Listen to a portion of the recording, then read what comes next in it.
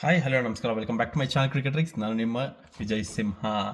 S, ಒಂದು ಅತ್ಯುತ್ತಮವಾದ ಪಂದ್ಯ ಅಂತು, ಒಂದು ರೋಚಕವಾದ ಪಂದ್ಯ ನಡೀತು. ಉಗುರೆಲ್ಲ ಕಟ್ಟಾಗಿ ಕತ್ತರಿಸೋಗಿದೆ ಅನ್ನೋ ಥರ ನಡೀತು. ಅದೆಲ್ಲ ಏನೂ ಇಲ್ಲ. ಆರಾಮಾಗಿ ಸುಲಭದ ಕಾಂಪ್ರಹೆನ್ಸಿವ್ ಕಂಫರ್ಟಬಲ್ ವಿಕ್ಟರಿ ಸಿಕ್ಕಿದೆ ಟೀಮ್ ಇಂಡಿಯಾದವ್ರಿಗೆ. ಕುಣಿದು ಕುಪ್ಪಳಿಸಿ ಖುಷಿ ಪಡಿ ಅಂತ ಹೇಳಕ್ಕೆ ಇಷ್ಟಪಡ್ತೀನಿ. ಪಾರ್ಟಿ ಮಾಡಿ, ಮಜಾ ಮಾಡಿ, ಜಮಾಯಿಸಿ, ಉಡಾಯಿಸಿ ಅಷ್ಟು ಸೂಪರಾಗಿ ಗೆದ್ದಿದ್ದಾರೆ. ಎದುರಾಳಿ ಪಾಕಿಸ್ತಾನ್ ಅವರ ವಿರುದ್ಧ ನಮ್ಮ ಭಾರತದವರು ಎಸ್ ಅತ್ಯುತ್ತಮವಾಗಿತ್ತು ಹೇಳಬೇಕು ಅಂತಂದರೆ. All three aspects, batting, bowling, fielding, ಮೂರೂ ವಿಭಾಗದಲ್ಲಿ ಭಾರತದವರು ಅತ್ಯುತ್ತಮವಾಗಿ ಮಾಡಿದ್ದಾರೆ ಇವತ್ತು. ಲಾಸ್ಟಲ್ಲಿ ಒಂದು ಕ್ಯಾಚ್ ಬಿಡ್ತಾರೆ ಕುಲ್ದೀಪ್ ಅವರು, ಅದಕ್ಕೆ ಸರಿಯಾಗಿ ಬೆಂಡ್ ಎತ್ತಿದ್ದಾರೆ ಆಲ್ರೆಡಿ. ಮೊದಲು ಇದೇ ಕೆಲಸನ ರೋಹಿತ್ ಶರ್ಮಾ, ವಿರಾಟ್ ಕೊಹ್ಲಿ ಅವ್ರು ಮಾಡೋರು. ಇವಾಗ ಅದೇ ಕೆಲಸನ ಹಾರ್ದಿಕ್ ಪಾಂಡ್ಯ ಆಮೇಲೆ ಸೂರ್ಯಕುಮಾರ್ ಯಾದವ್ ಮಾಡ್ತಾ ಇದ್ದಾರೆ. ಎಸ್, ಅದೆಲ್ಲ ಯಾವುದಿದ್ರು ಬೆಟರ್ಮೆಂಟ್ಗೆ ಹೇಳಕ್ಕೆ ಇಷ್ಟಪಡ್ತೀನಿ. ಯಾಕಪ್ಪ ಅಂತಂದರೆ ಕ್ಯಾಚಸ್ ವಿನ್ ಮ್ಯಾಚಸ್. ಇವತ್ತೇನೋ ಅಷ್ಟೊಂದೇನು ಪ್ರಾಮುಖ್ಯತೆ ಇರಲಿಲ್ಲ, ಆಲ್ರೆಡಿ ಗೆದ್ದುಬಿಟ್ಟಿದ್ವಿ 17 ವರ್ಷದೊತ್ತಿಗೆ. ಎಸ್, ಒಪ್ಕೊತೀನಿ. ಬಟ್ ಅದೇ ಏನಾದರೂ ಫೈನಲ್ಸ್ ಆಗಿತ್ತು, ಇಂಪಾರ್ಟೆಂಟ್ ಕ್ರೂಷಿಯಲ್ ಕ್ಯಾಚ್ ಆಗಿತ್ತು, ಅಂಥ ಸಮಯದಲ್ಲಿ ಕ್ಯಾಚ್ ಬಿಟ್ಟು ಕಪ್ಪೇ ಒಂದೊಂದು ಸತಿ ಕೈ ತಪ್ಪು ಹೋಗುತ್ತೆ. ವರ್ಲ್ಡ್ ಕಪ್ ಅನ್ನೋದೇ ಕೈ ತಪ್ಪು ಹೋಗುತ್ತೆ. ಈಗಲೂ ಜ್ಞಾಪಕ ಇದೆ, 2024 ವರ್ಲ್ಡ್ ಕಪ್ ನಮಗೆ ಬಂದಿದ್ದೇ ಒಂದು ಅತ್ಯುತ್ತಮವಾದ ಕ್ಯಾಚಿಂದ, ಸೂರ್ಯಕುಮಾರ್ ಯಾದವ್ ಅವರ ಕ್ಯಾಚಿಂದ. So catches win matches. ಕ್ಯಾಚಿಂದನೇ ಕಪ್ ಬರುತ್ತೆ, ಕ್ಯಾಚಿಂದನೇ ಕಪ್ಪು ಕೈಯಿಂದ ಚೆಲ್ಲತ್ತೆ, ಉಳ್ಳೋಗುತ್ತೆ. ಸೊ ಸ್ವಲ್ಪ ವಿಚಾರದಲ್ಲಿ ಸೀರಿಯಸ್ ಆಗಿದ್ರೇ ಉತ್ತಮ ಅಂತ ಹೇಳಕ್ಕೆ ಇಷ್ಟಪಡ್ತೀನಿ. ಚೆನ್ನಾಗಿ ಬೆಂಡೆತ್ತಿದ್ದಾರೆ ಸೂರ್ಯಕುಮಾರ್ ಯಾದವ್ ಅಥವಾ ಹಾರ್ದಿಕ್ ಪಾಂಡ್ಯ. ಅದೊಂದು ಸಣ್ಣ ಡ್ರಾಪ್ಗೆ ಕುಲ್ದೀಪ್ ಯಾದವ್ ಅವ್ರಿಗೆ. ಮೊದಲು ಇದೇ ಕೆಲಸನ ಕುಲ್ದೀಪ್ ಯಾದವ್ಗೆ ರೋಹಿತ್ ಶರ್ಮಾ ಮೇಲೆ ವಿರಾಟ್ ಕೊಹ್ಲಿ ಬೆಂಡತ್ತವರು, ಇವಾಗ ಅದೇ ಕೆಲಸನ ಇವರಿಬ್ರು ತೊಗೊಂಡಿದ್ದಾರೆ. ಒಳ್ಳೇದೇ ಮಾಡಿದ್ದಾರೆ, ಮಾಡಲಿ ಅಂತ ಹೇಳಕ್ಕೆ ಇಷ್ಟಪಡ್ತೀನಿ. ಇವಾಗ ಟಾಕಿಂಗ್ ಪಾಯಿಂಟ್ಸ್ ಅಂತ ಬಂತು ಅಂತಂದರೆ, ಮ್ಯಾಚ್ ವಿಚಾರದಲ್ಲಿ ಹಲವಾರು ಟಾಕಿಂಗ್ ಪಾಯಿಂಟ್ಸ್ ಇತ್ತು. ಅದು ಯಾವ್ದು ಅಂತ ನೋಡ್ಕೊಂಡು ಬರೋಣ. ಫಾರ್ ಎಕ್ಸಾಂಪಲ್ ನೋಡಿ, ಟಾಸ್ ಬಗ್ಗೆ ಮಾತಾಡ್ತಾ ಹೋದ್ವಿ ಅಂತಂದರೆ ಅದೇ ಡಿಬೇಟಬಲ್. ಟಾಸ್ ಗೆಲ್ತಾರೆ ಪಾಕಿಸ್ತಾನ, ಬಟ್ ಟಾಸ್ ಗೆದ್ರೂ ಇವಾಗ ನಾವು ಅಂದ್ಕೊಳ್ಳೋ ಹಾಗೆ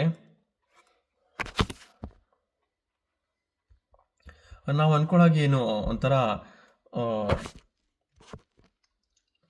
ಟಾಸ್ ಗೆಲ್ತಾರೆ ಇನ್ಫ್ಯಾಕ್ಟ್ ಪಾಕಿಸ್ತಾನ ಅವರು.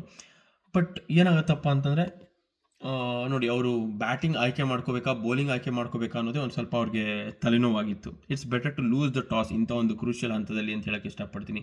ಯಾಕಪ್ಪ ಅಂತಂದರೆ ನೋಡಿ, ಈ ಪರ್ಟಿಕ್ಯುಲರ್ ಫಾರ್ಮ್ಯಾಟಲ್ಲಿ ಏನಾಯಿತು ಅಂತಂದರೆ, ಇದೇ 3 ಮ್ಯಾಚು ಅದೇ ಸ್ಟೇಡಿಯಮಲ್ಲಿ ಆಡಿದಾಗ 2 ಮ್ಯಾಚು ಟಾಸ್ ಸೋತಿರೋರು ಬ್ಯಾಟಿಂಗ್ ಫಸ್ಟ್ ಆಡೋರೇ ಗೆದ್ದಿದ್ದಾರೆ. ಸೊ ಟಾಸ್ ಗೆಲ್ಲೋದು ಸೋಲೋದು ಬಿಟ್ಬಿಡೋಣ, it's not under our controllables. But at the same time ನಾನು ಹೇಳೋಕ್ಕೆ ಇಷ್ಟಪಡ್ತೀನಿ ಅಂತಂದರೆ, ಒಂದು ಒಳ್ಳೆ ಡಿಸಿಷನ್ ಮಾಡೋ ಬದಲು ಬೋಲ್ಡ್ ಡಿಸಿಷನ್ ಮಾಡಿದ್ರು ಪಾಕಿಸ್ತಾನವರು. ನೋಡಿ, 2 ಮ್ಯಾಚ್ ಜಿಂಬಾಬ್ವೆ ವರ್ಸಸ್ ಆಸ್ಟ್ರೇಲಿಯಾ ಇದೇ ಸ್ಟೇಡಿಯಮಲ್ಲಿ ನಡೆದಿದ್ದು. ಆವಾಗ ಜಿಂಬಾಬ್ವೆ ಅವರು ಟಾಸ್ ಸೋತು ಫಸ್ಟ್ ಬ್ಯಾಟಿಂಗ್ ಆಡ್ತಾರೆ. ಫಸ್ಟ್ ಬ್ಯಾಟಿಂಗ್ ಆಡಿದಾಗ ಇನ್ಫ್ಯಾಕ್ಟ್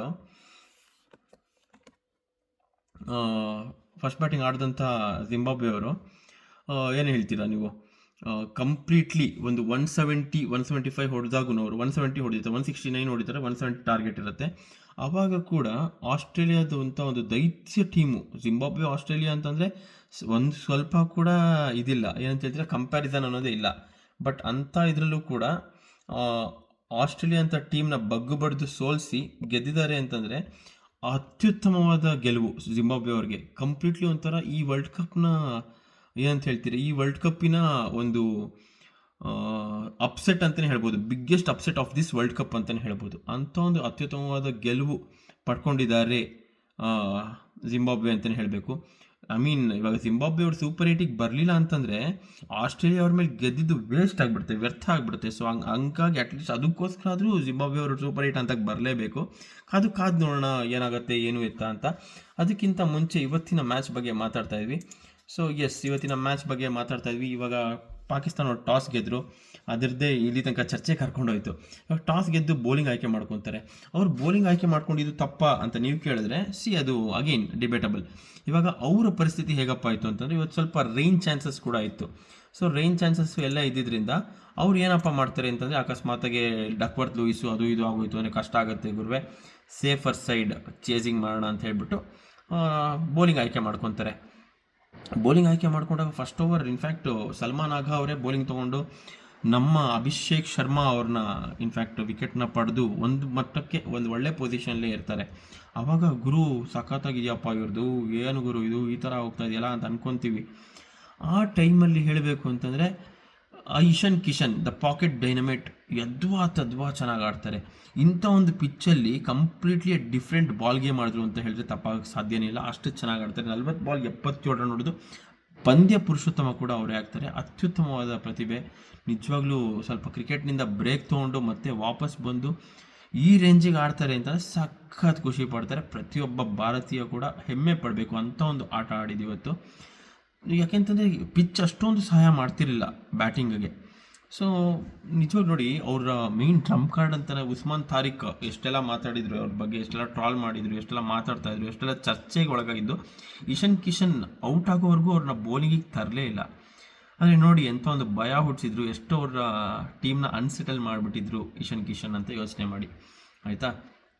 ಅದಾದಮೇಲಿಂದ ತಿಲಕ್ ವರ್ಮಾ ಅವರು ಕಷ್ಟಪಡ್ತಾರೆ. 24 ಬಾಲ್ಗೆ ಕೇವಲ 25 ಹೊಡಿತಾರೆ. ಸೂರ್ಯಕುಮಾರ್ ಯಾದವ್ ಅವರು ಅಷ್ಟೇ 5 ಓವರ್ ಆಡ್ತಾರೆ. ಆಲ್ಮೋಸ್ಟ್ 29 ಬಾಲ್ಗೆ ಕೇವಲ 32 ರನ್ ಹೊಡಿತಾರೆ. ಅದಾದಮೇಲೆ ರಿಂಕು ಸಿಂಗ್ ಒಂದು ಫಿನಿಶಿಂಗ್ ಟಚಸ್ ಕೊಡ್ತಾರೆ. ಶಿವಮ್ ದುಬೆ ಇನ್ಫ್ಯಾಕ್ಟ್ ಹ್ಯಾಟ್ರಿಕ್ಗೆ ಬಲಿಯಾಗಬೇಕಾಗಿದ್ದು ಜಸ್ಟ್ ಮಿಸ್ಡ್ ಬೈ ವಿಸ್ಕರ್ ಅಂತ ಹೇಳಲ್ವಾ, ಆ ಥರ ಒಂದು ಮಿಸ್ ಆಗುತ್ತೆ, ಒಂದು ಜೀವದಾನ ಸಿಗುತ್ತೆ. 17 ಬಾಲ್ಗೆ ಒಂದು 27 ರನ್ ಹೊಡೆದು ಅವರು ಸ್ವಲ್ಪ ಫಿನಿಶಿಂಗ್ ಟಚಸ್ ಮಾಡಿಕೊಟ್ಟು 175 ರನ್ ಗುರಿಗಳು ಹೊಡಿತಾರೆ. 176 ರನ್ನು ಪಾಕಿಸ್ತಾನಿಗೆ ಬೇಕಾಗುತ್ತೆ. ಪಾಕಿಸ್ತಾನದ ಬೌಲಿಂಗ್ ವಿಭಾಗದಲ್ಲಿ ಯಾರಪ್ಪ ತುಂಬ ಚೆನ್ನಾಗಿ ಮಾಡಿದ್ದು ಅಂತ ಕೇಳಿದ್ರೆ ಉಸ್ಮಾನ್ ತಾರಿಕ್ ಚೆನ್ನಾಗಿ ಮಾಡ್ತಾರೆ. ಅವರ ರೆಪ್ಯುಟೇಷನ್ ತಕ್ಕಂತೆ, ಅವ್ರ ಹೈಪಿಗೆ ತಕ್ಕಂತೆ ಮಾಡಿದ್ದಾರೆ ಅಂತ ಹೇಳಬೇಕು. 4 ಓವರ್ಗೆ ಕೇವಲ 24 ರನ್ ಕೊಡ್ತಾರೆ, 1 ವಿಕೆಟ್ ಪಡಿತಾರೆ. ಅದಾದಮೇಲೆ ಸೈಮ್ ಅಯ್ಯೂಬ್ ಪಿಕ್ ಆಫ್ ದ ಬೌಲರ್ಸ್ ಅಂತಲೇ ಹೇಳಕ್ಕೆ ಇಷ್ಟಪಡ್ತೀನಿ. 4 ಓವರ್ಗೆ 25 ರನ್ ಕೊಟ್ಟರು 3 ವಿಕೆಟ್ ಪಡಿತಾರೆ. ಜಾಸ್ತಿ ಎಕ್ಸ್ಪೆನ್ಸಿವ್ ಆಗಲಿಲ್ಲ, 25 ರನ್ ಕೊಟ್ಟಿದ್ದು in fact. So almost 6 runs per over, ಒಳ್ಳೆ ಬೌಲಿಂಗ್ ಮಾಡಿದ್ರು ಅಂತ ಹೇಳಕ್ಕೆ ಇಷ್ಟಪಡ್ತೀನಿ. ಶಾಹೀನ್ ಅಫ್ರಿದಿ 2 ಓವರ್ ಮಾಡ್ತಾರೆ, 31 ರನ್ ನೋಡ್ಸ್ಕೊತಾರೆ, ತುಂಬ ಎಕ್ಸ್ಪೆನ್ಸಿವ್ ಆದರು. ಅದಾದಮೇಲಿಂದ 2 ಓವರ್ ಪೇಸ್ ಬೌಲಿಂಗು, ಇನ್ನು 18 ಓವರ್ ಸ್ಪಿನ್ ಮಾಡ್ತಾರೆ. ಪಾಪ ಫಹೀಮ್ ಅಶ್ರಫ್ ಒಂದು ಮ್ಯಾಚ್ ಅಗೇನ್ಸ್ಟ್ USA ಇವ್ರನ್ನ ಗೆಲ್ಲಿಸ್ತಾರೆ, ಪಾಕಿಸ್ತಾನ ಗೆಲ್ಲಿಸ್ಕೊಡ್ತಾರೆ. ಅಂಥ ಒಂದು ಪ್ಲೇಯರ್ನ ಇವ್ರು ಮರ್ತೆ ಹೋಗ್ತಾರೆ ಇವತ್ತು. ಅವ್ರಿಗೆ ಜೀವನದಲ್ಲಿ ಒಂಥರ ಜಿಗುಪ್ಸೆ ಬಂದ್ಬಿಡಬೇಕು, ಆ ಥರ ಟ್ರೀಟ್ ಮಾಡಿದ್ರು. 1 ಓವರ್ ಕೂಡ ಕೊಡಲಿಲ್ಲ, 18 ಓವರ್ ಕೂಡ ಸ್ಪಿನ್ನೇ ಮಾಡ್ತಾರೆ. ಅದಾದ್ಮೇಲಿಂದ ಮೊಹಮ್ಮದ್ ನವಾಜ್ 4 ಓವರ್ಗೆ 28 ರನ್ ಕೊಡ್ತಾರೆ. ಅದಾದ್ಮೇಲಿಂದ ಅಬ್ರಾರ್ ಅಹಮದ್ ಅವ್ರದ್ದು ಒಂದು ಸ್ವಲ್ಪ ನಡೀಲಿಲ್ಲ ಇವತ್ತು. 33 ಓವರ್ಗೆ 38 ರನ್ ಹೊಡ್ಸ್ಕೊತಾರೆ. 2 ಓವರ್ಗೆ 24 ರನ್ ಹೊಡ್ಸ್ಕೊಂಡ್ರೆ ಮತ್ತೆ ಇನ್ನೊಂದು ಓವರ್ ಕೊಡ್ತಾರೆ, ಏನೋ ಒಂದು ಮಜಾ ಇದು ಮಾಡ್ಬಿಡ್ತಾನ, ಹಿಂಗೆ ಸೆಲೆಬ್ರೇಟ್ ಮಾಡ್ತಾನ ಅಂತ. ಅದೆಲ್ಲ ಏನೂ ನಡೀಲಿಲ್ಲ. ಕಂಪ್ಲೀಟ್ಲಿ 3 ಓವರ್ಗೆ 38 ರನ್ ಹೊಡೆದ್ಬಿಟ್ಟು ಹೋಗಪ್ಪ ಕೂತ್ಕೊ ಹೋಗು ಅಂತ ನಮ್ಮವ್ರ ಬ್ಯಾಟ್ಸ್ಮನ್ಗಳ ಹಿಂಗೆ ಕಳಿಸಿದ್ರು. ಸೂಪರ್ ಆಗಿತ್ತು ಅಂತ ಹೇಳಕ್ಕೆ ಇಷ್ಟಪಡ್ತೀನಿ. ಅದಾದಮೇಲಿಂದ ಬೇರೆ ಆಸ್ಪೆಕ್ಟ್ಸ್ ನೋಡ್ತಾ ಬಂದ್ವಿ ಅಂತಂದರೆ, ಪಾಕಿಸ್ತಾನ್ ಅವರು ಸ್ಟಾರ್ಟಿಂಗಲ್ಲಿ ಒಂದು ಒಳ್ಳೆ ಫೀಲ್ಡಿಂಗ್ ಮಾಡ್ತಿದ್ದಾರಲ್ಲ ಗುರು ಅನ್ನೋ ಥರ ಆಶ್ಚರ್ಯ ಆಗ್ತಿತ್ತು.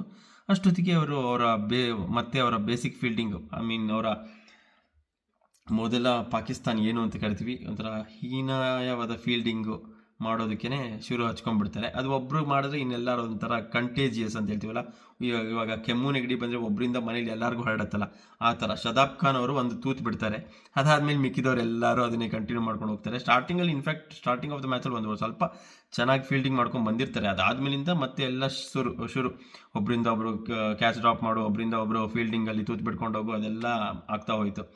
ಅದಾದಮೇಲಿಂದ ನಮ್ಮ ಇವ್ರದ್ದು ಬೌಲಿಂಗ್ ಶುರು ಆಗುತ್ತೆ. ನಮ್ಮ ಬೌಲಿಂಗ್ ಹೇಳಬೇಕು ಅಂತಂದರೆ ಆಲ್ಮೋಸ್ಟ್ ಪ್ರತಿಯೊಬ್ಬರದ್ದು ವೆರಿ ವೆರಿ ಡೀಸೆಂಟ್ ಬೌಲಿಂಗ್ ಅಂತಲೇ ಹೇಳೋಕ್ಕೆ ಇಷ್ಟಪಡ್ತೀನಿ.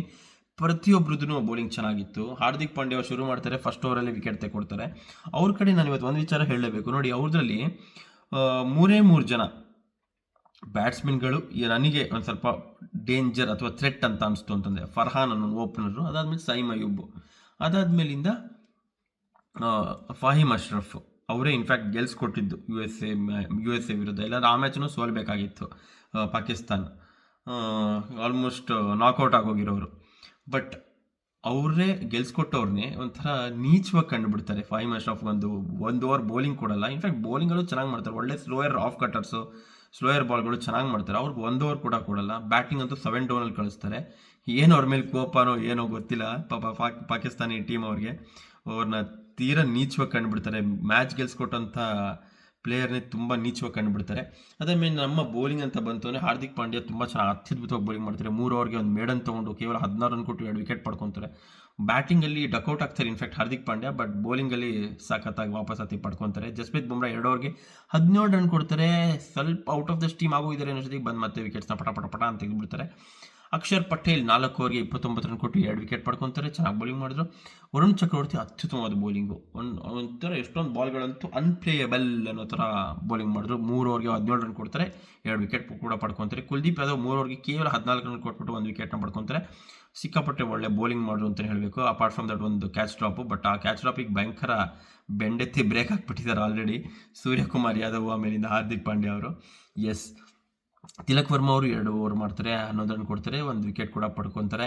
ರಿಂಕು ಸಿಂಗ್ ಕೂಡ 1 ಓವರ್ ಮಾಡ್ತಾರೆ, 9 ರನ್ ಕೊಡ್ತಾರೆ, ಯಾವುದೇ ವಿಕೆಟ್ ಪಡ್ಕೊಳ್ಳಿದ್ರು. ಒಂದು ಸ್ವಲ್ಪ ಇಂಪ್ರೆಸಿವ್ ಆ್ಯಕ್ಷನ್ ಎಲ್ಲ ಚೆನ್ನಾಗಿದೆ ಗುರು ಅಂತ ಅನಿಸ್ತು ರಿಂಕು ಸಿಂಗ್ ಅವ್ರದ್ದು. ತಿಲಕ್ ವರ್ಮಾ ಅವ್ರನ್ನು ಯಾವಾಗಲಾರು 1 ಓವರ್ ಬೇಕು ಅಂತಲೇ ಮಾಡಿಸ್ಬೋದು ಅನ್ನೋ ಕಾನ್ಫಿಡೆನ್ಸ್ ಬಂತು.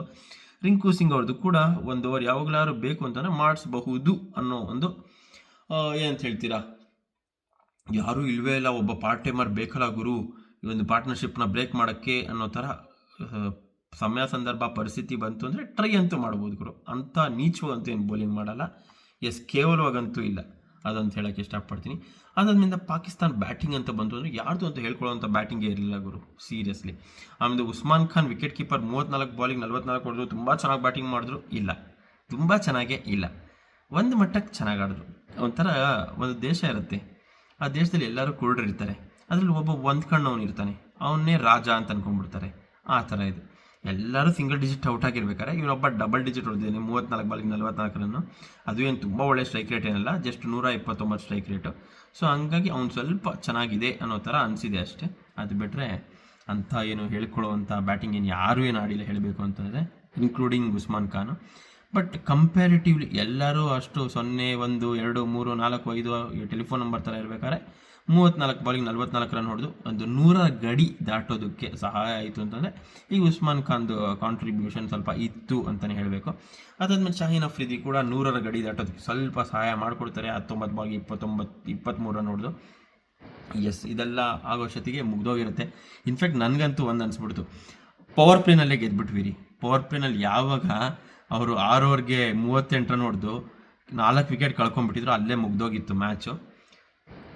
ಅದಾದ್ಮೇಲಿಂದ ಅವ್ರ ಕಡೆ ನಮ್ಮದು ಹೆಂಗಿತ್ತು ಅಂತಂದರೆ, ನಮ್ಮದೊಂದು ಆಲ್ರೌಂಡ್ ಟೀಮ್ ಥರ ಇತ್ತು. ಆಲ್ರೌಂಡ್ ಟೀಮ್ಗಿಂತ ಬ್ಯಾಟಿಂಗ್ ವಿಭಾಗದಲ್ಲಿ ಅತ್ಯಂತ ಡೆಪ್ತ್ ಇರೋವಂಥ ಟೀಮ್ ಥರ ಕಾಣಿಸ್ತಾ ಇತ್ತು. ಬಟ್ ಅವ್ರದ್ದು ಬೌಲಿಂಗ್ ಡಿಪಾರ್ಟ್ಮೆಂಟಲ್ಲಿ ಅತ್ಯದ್ಭುತವಾಗಿರೋ ತಂಡ ಅನ್ನೋ ಥರ ಅನಿಸ್ತಾ ಇತ್ತು. ಬಟ್ ಯಾವಾಗ ಅವರು 160 ಅಬೌವ್ ಕನ್ಸೀಡ್ ಮಾಡಿಬಿಟ್ರು, ಇನ್ನು ಕಷ್ಟ ಇವ್ರದ್ದು ಬ್ಯಾಟಿಂಗ್ ಲೈನಪ್ಪು, ಇವ್ರ ಬ್ಯಾಟಿಂಗ್ ಸ್ಕ್ವಾಡ್ ನೋಡ್ತು ಅಂತಂದರೆ ಕಷ್ಟ ಇವ್ರಿಗೆ ಅನ್ನೋದು ಗೊತ್ತಾಗೋಯ್ತು. ಯಾವಾಗ 175 ಬಂತು ಆವಾಗಂತೂ ಮುಗ್ದೇ ಹೋಯ್ತು ಅನ್ನೋದು ಕನ್ಫರ್ಮ್ ಆಗೋಯ್ತು. ಅದಾದ್ಮೇಲಿಂದ ಪವರ್ ಪ್ಲೇನಲ್ಲಿ ಯಾವಾಗ 4 ವಿಕೆಟ್ ಕಳ್ಕೊಂಡ್ರು ಅಲ್ಲಿಗೆ ಬುನಾದಿನೇ ಹಾಕಾಗೋಯ್ತು ಅನ್ನೋ ಥರ ಅನಿಸ್ಬಿಡ್ತು. ಅತ್ಯುತ್ತಮವಾದ ಬೌಲಿಂಗು, ಅತ್ಯುತ್ತಮವಾದ ಫೀಲ್ಡಿಂಗು, ಬ್ಯಾಟಿಂಗು ಅತ್ಯುತ್ತಮವಾಗಿತ್ತು. ಸ್ವಲ್ಪ ಅಲ್ಲಿ ಇಲ್ಲಿ ಹಿಕಪ್ಸ್ ಆಯಿತು. ಇಶಾನ್ ಕಿಶನ್ ಬಿಟ್ಟರೆ ಇನ್ನೆಲ್ಲರ ಕಾಂಟ್ರಿಬ್ಯೂಷನು ಅಷ್ಟಕ್ಕಷ್ಟೇ ಬಿಟ್ಟರೆ ಪರವಾಗಿಲ್ಲ, ತೊಂದರೆ ಇಲ್ಲ. ನೆಕ್ಸ್ಟ್ ಮ್ಯಾಚ್ ಅಷ್ಟೊತ್ತಿಗೆ ಬೇರೆ ಎಲ್ಲರೂ ರೆಡಿ ಆಗ್ತಾರೆ. ಇಬ್ಬರದ್ದು ಡಕ್ ಆಯ್ತು ಇವತ್ತು. ಅಭಿಷೇಕ್ ಶರ್ಮಾ ಮೇಲೆ ಹಾರ್ದಿಕ್ ಪಾಂಡ್ಯ ಇಬ್ಬರು ಡಕ್ಔಟ್ ಆಗ್ತಾರೆ. ಬಟ್ ಸ್ಟಿಲ್ ನೆಕ್ಸ್ಟ್ ಮ್ಯಾಚಲ್ಲಿ ಅವರು ಅದನ್ನು ಖಂಡಿತವಾಗ್ಲೂ ರಿಕವರ್ ಮಾಡ್ತಾರೆ. ತಿಲಕ್ ವರ್ಮಾ ಅವರು ಸ್ವಲ್ಪ ಇಂಟೆಂಟ್ ಜಾಸ್ತಿ ತೋರಿಸ್ಬೇಕಾಗತ್ತೆ. ಅದಾದ್ಮೇಲೆ ಸೂರ್ಯಕುಮಾರ್ ಯಾದವ್ ಅವರು ಸ್ವಲ್ಪ ಸ್ಟ್ರಗಲ್ ಮಾಡಿದ್ರು, ಬಟ್ ಲಾಸ್ಟ್ ಮ್ಯಾಚಲ್ಲಿ ಚೆನ್ನಾಗಿ ಆಡಿದ್ದಾರೆ ಸೂರ್ಯಕುಮಾರ್ ಯಾದವ್ ಅವರು. He is back to form ಅಂತ ಹೇಳೋಕ್ಕೆ ಇಷ್ಟಪಡ್ತೀನಿ ಸೂರ್ಯಕುಮಾರ್ ಯಾದವ್.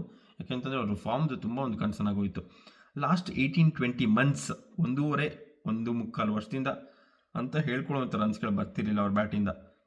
ಎಸ್ಪೆಷಲಿ ಅವ್ರು ಆಡ್ತಾ ಇರುವಂಥ ಫಾರ್ಮ್ಯಾಟು, ಅವರು ಕ್ಯಾಪ್ಟನ್ ಆಗಿರುವಂಥ ಫಾರ್ಮ್ಯಾಟು T20.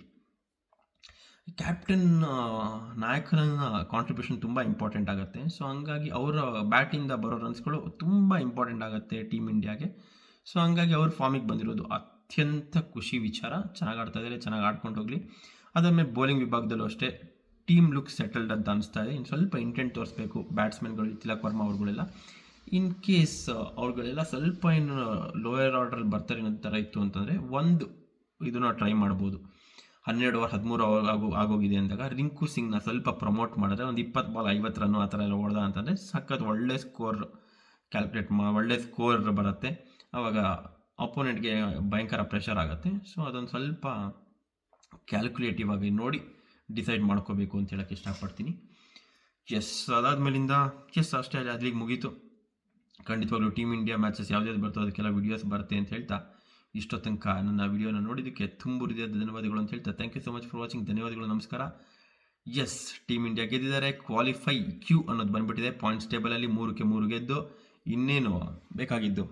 ಸೂಪರ್ ಸಂಡೇ ಆಯಿತು, ಸಖತ್ತಾಗಿ ಖುಷಿ ಪಡಿ.